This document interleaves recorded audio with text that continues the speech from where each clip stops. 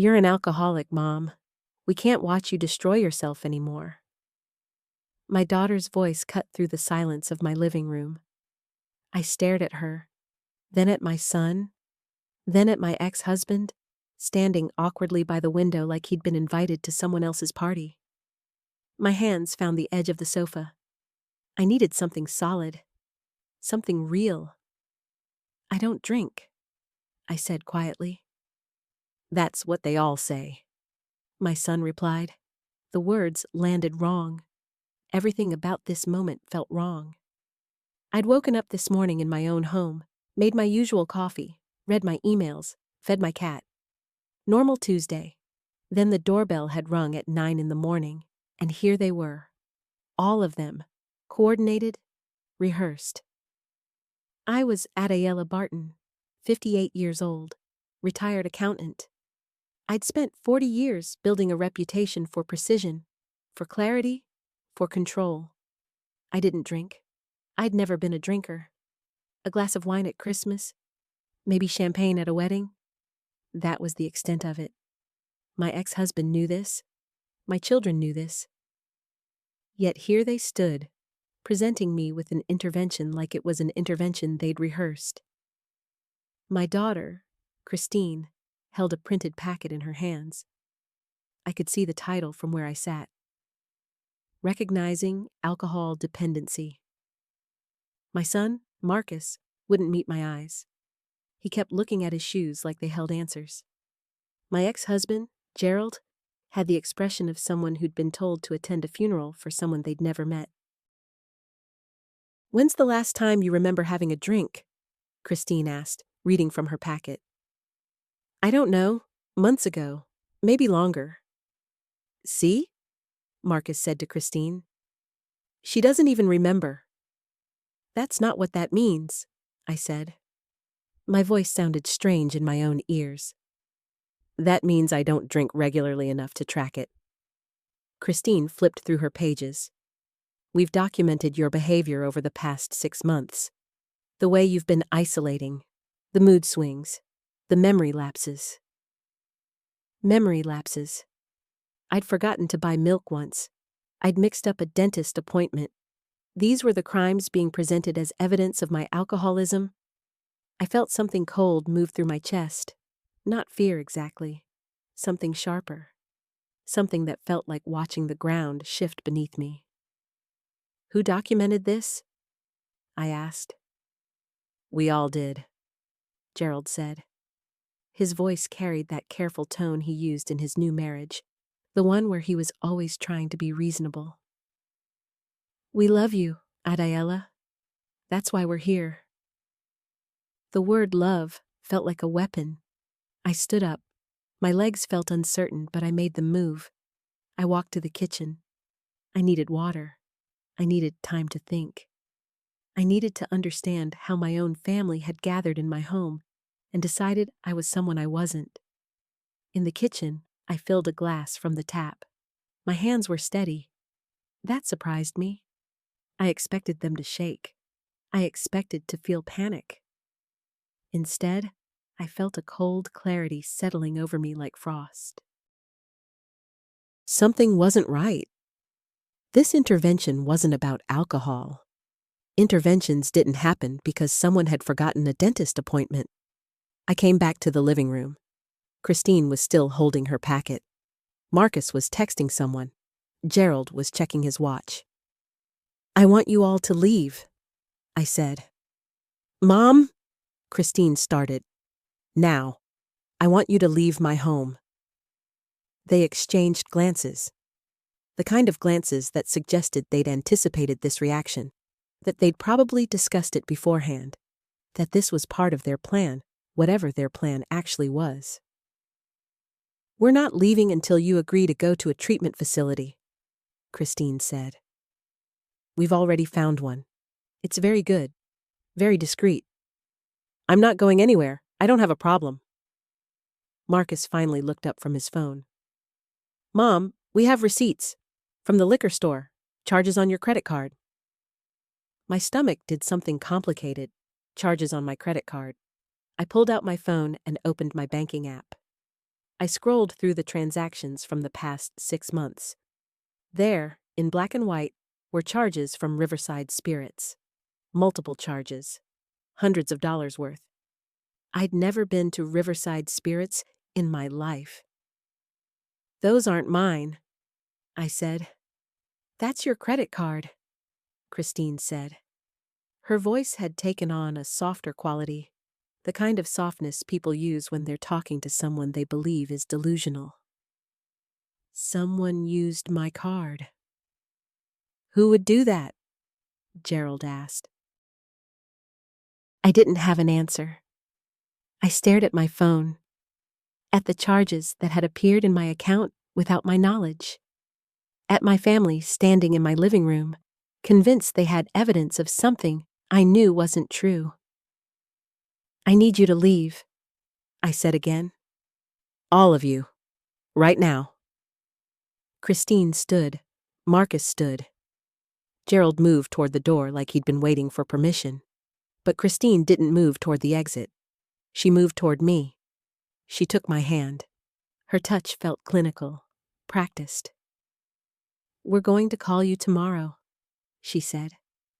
"When you've had time to think, when you're ready to accept help." "I don't need help." "That's what worries us most," she said. They left. I watched them go. Christine's car pulling out of my driveway. Marcus's truck following behind. Gerald's sensible sedan bringing up the rear. 3 people who shared my DNA, who'd grown up in my home, who knew me better than anyone in the world, all convinced I was someone I wasn't. I locked the door. I checked it twice. Then I sat at my kitchen table and opened my banking app again. I pulled up the past year of transactions. The Riverside Spirits charges appeared in the last 6 months. But before that, nothing. Nothing suspicious. Nothing unusual. I called the credit card company. I waited on hold for 17 minutes. When a representative finally answered, I explained the situation. The unauthorized charges. The impossible intervention. The family who'd shown up with documentation. "We'll need to open a fraud investigation," the representative said. "Can you tell me when you first noticed these charges?" "I didn't notice them. My family did." "How would your family have access to your credit card statement?" I didn't have an answer. I'd never given them access. But I'd never changed my address with the credit card company either. My statements still went to my old address. The house I'd lived in before the divorce. The house where Gerald still lived. The representative explained the process. They would cancel the fraudulent charges. They would issue me a new card. They would investigate. I would need to file a police report. The whole thing would take weeks. I filed the police report online. I canceled my credit card. I sat in my kitchen as the afternoon light changed, trying to understand what had happened. My family had staged an intervention. They'd used fraudulent charges on my credit card as evidence. They'd coordinated it. They'd probably discussed it for weeks. But why? That was the question that wouldn't leave me alone. Why would they do this? What could they possibly gain from convincing me I was an alcoholic? What was the endgame? I thought about Christine's house, the one she'd bought 2 years ago on a teacher's salary. I thought about Marcus's new business, the one he'd started last year. I thought about Gerald's retirement, the one he'd taken 3 years early. I thought about my parents' estate, the one I'd inherited 6 months ago. The house, the investments, the money, nearly $2 million. Money I'd been managing carefully. Money I'd planned to use for my retirement. Money that, legally, was mine. But what if someone had convinced me I needed treatment? What if I'd agreed to go to a facility? What if, while I was gone, someone had access to my accounts? Someone who knew my social security number? Someone who knew my passwords because I'd written them down and kept them in my desk drawer? Someone who could make decisions on my behalf while I was in treatment. I opened my laptop. I logged into my investment accounts. Everything was there. The house deed was still in my name. The bank accounts were still accessible only to me. Nothing had been changed. Not yet. But the plan was clear now. The intervention was the first step. The treatment facility was the second. And the third step was probably a conservatorship, a legal arrangement where someone else made decisions on my behalf. Someone like Christine. Someone like Marcus. Someone like Gerald. My ex-husband, who'd left me with a house and a pension but no access to the joint investments. My son, who'd asked me for loans 3 times in the past year and gotten angry when I'd said no. My daughter, who'd mentioned casually that she and her husband were having financial trouble. They needed my money, and they'd decided the best way to get it was to make me disappear. Not physically, legally, to make me a person whose judgment couldn't be trusted. A person whose assets needed to be managed by someone else. I felt something shift inside me. Not panic, not anger exactly, something colder, something more focused. I'd spent 40 years as an accountant. I understood money. I understood systems. I understood how to protect myself. I called my lawyer. It was evening by then, but I had her personal number. She answered on the 3rd ring. Adela, are you all right? No, I said. I need to make some changes to my will, and I need to understand my legal options if someone tries to have me declared incompetent. There was a pause.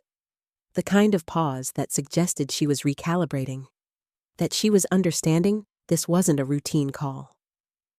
Tell me everything, she said. I told her about the intervention, about the fraudulent charges, about the family members who'd shown up with documentation. I told her about my suspicions, about the money, about the timing. Do you have evidence? She asked. The credit card company is investigating the charges. I filed a police report. Good. Keep those records. And Adela, don't let them back in your house. Don't sign anything. Don't agree to any treatment, not until we understand what's happening. What can they actually do? I asked. If they file for a conservatorship, they'd need to go to court. They'd need evidence that you're unable to manage your affairs. The fraudulent charges actually work in your favor. They prove someone has been committing fraud against you. That's evidence of your judgment, not against it. But what if they have other evidence? What if they've been documenting things? Like what? Like me forgetting things. Like mood swings. Like isolation. Normal life, Adela. That's not evidence of incompetence. That's just being human. I felt something loosen in my chest. Not relief exactly, but clarity. I had a lawyer. I had documentation of the fraud. I had a police report. I had something they didn't have. I understood the system. The next morning, Christine called. Mom, we want to help you, she said. We found a facility that specializes in alcohol dependency. They can take you next week. I'm not going, I said. You need to think about your health. I've filed a police report for fraudulent charges on my credit card. Charges from a liquor store I've never visited. Using my card without my permission. There was silence on the other end of the line. The kind of silence that suggested she was recalibrating. That she was understanding I wasn't playing along. What are you talking about? She asked, but her voice had changed. It had lost the careful softness. It had become sharp. I'm talking about the fact that someone used my credit card to make it look like I was buying alcohol. Someone who had access to my credit card statements. Someone who knew my financial information. Mom, that's not... I'm also talking about the fact that I've updated my will. Everything goes to charity now. My house, my investments, all of it.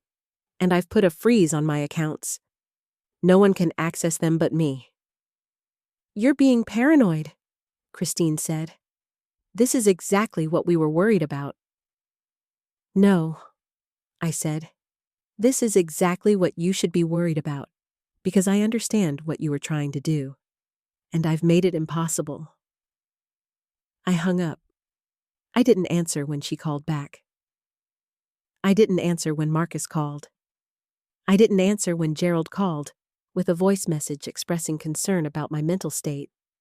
Instead, I spent the next week with my lawyer. We reviewed everything.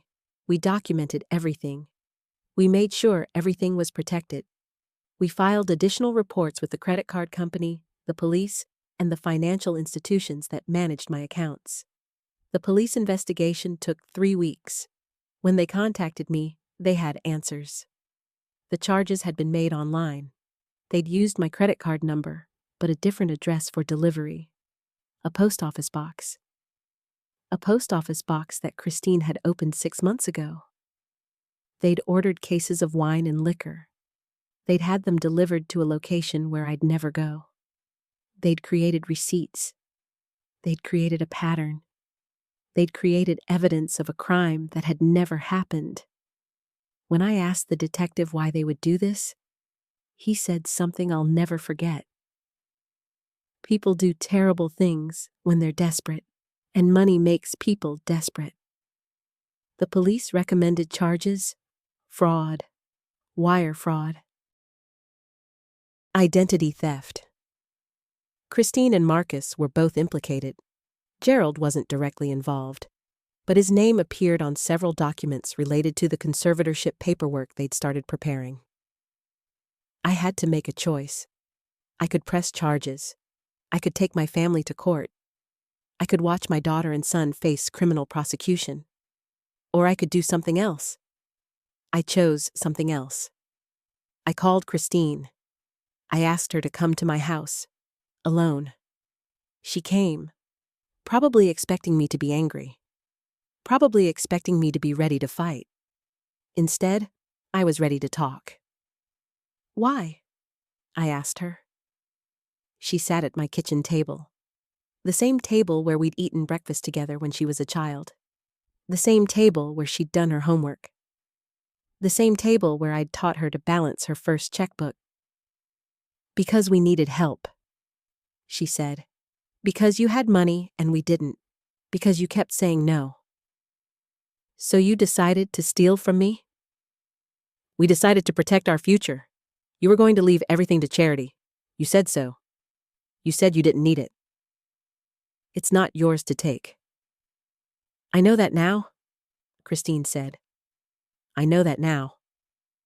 I told her about the police investigation, about the charges they were facing, about the fact that I had to decide whether to press charges or not. What are you going to do? She asked.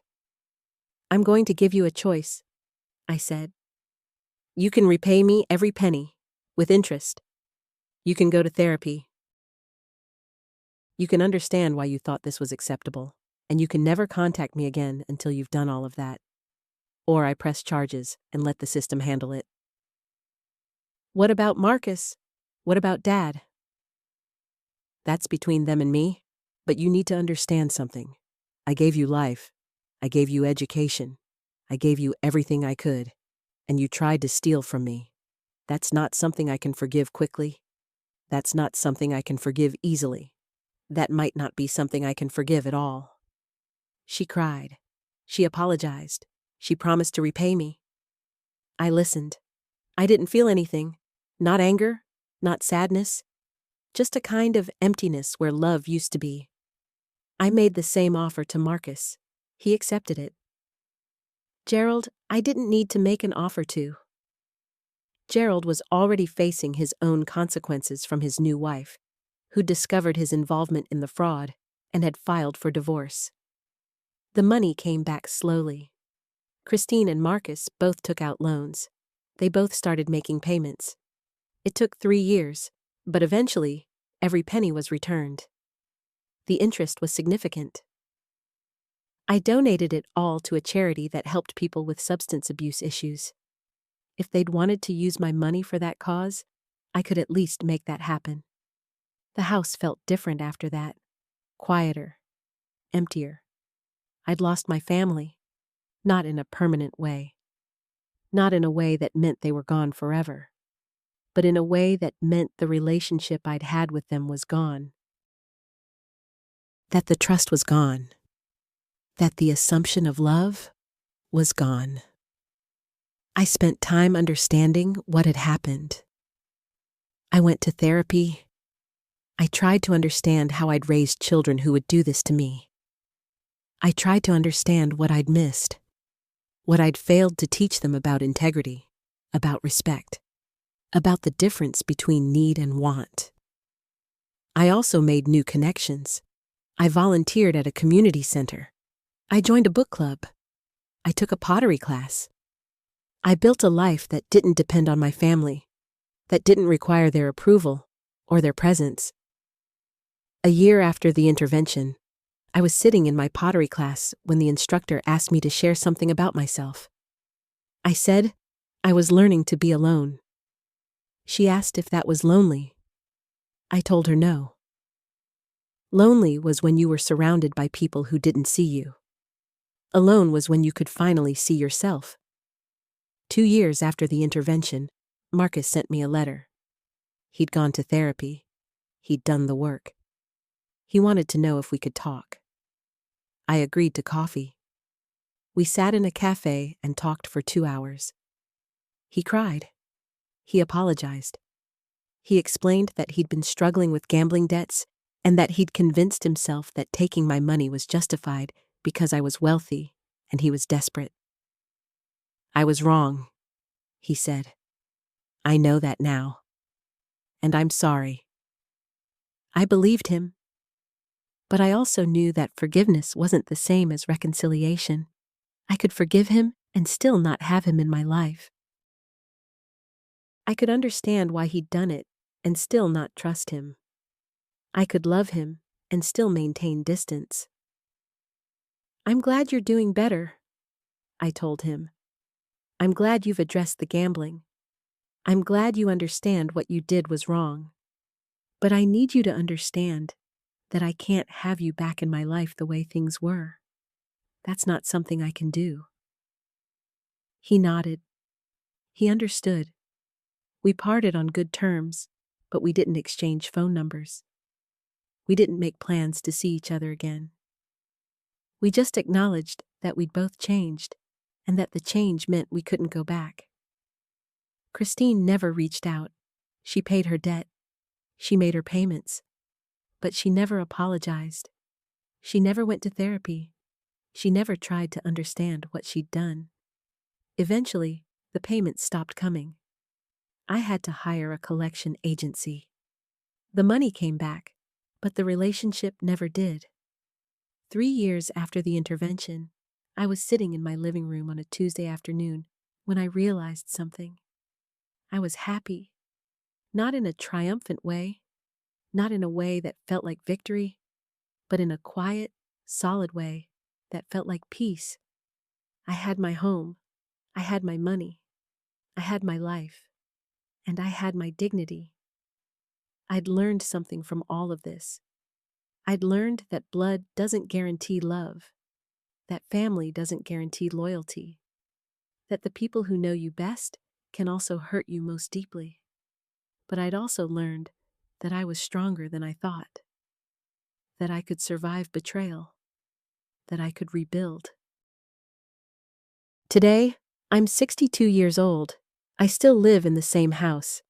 I still manage my own finances. I still volunteer at the community center. I'm still taking pottery classes. And I'm still alone, but not lonely. I'm still processing what happened, but I'm no longer defined by it. If you're facing something similar, if your family is telling you things about yourself that don't feel true, trust yourself. Document everything. Protect yourself. And understand that sometimes the people who love you are capable of terrible things. That doesn't mean you're crazy. That doesn't mean you're wrong. That means you're human, and you deserve to protect yourself.